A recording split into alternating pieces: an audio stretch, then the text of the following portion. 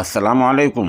सामीन। 6 जुमादल उला और 29 अक्टूबर है। आज की खबरों की शुरुआत इमाम दोहा कतर कारी अमीर आलम अल कासिमी की तिलावत कलाम पाक से की जा रही है।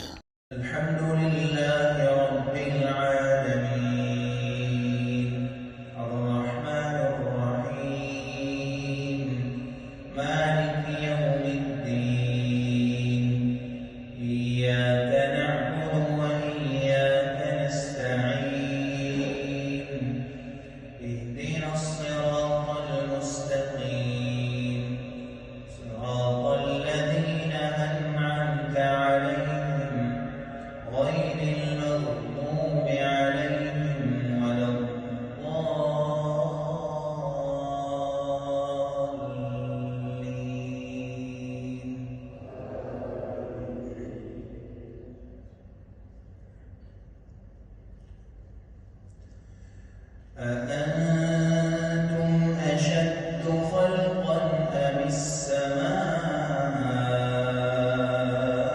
بناها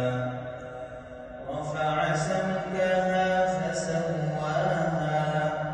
وأغطش ليلها وأخرج ضحاها والأرض بعد ذلك دحاها أخرج منها ماءها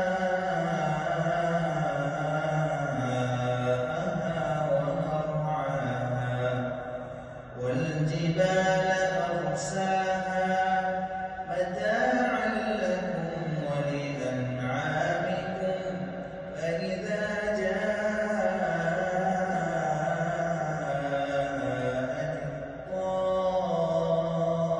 الطامة الكبرى يوم يتذكر الإنسان ما سعى وبرزت الجحيم لمن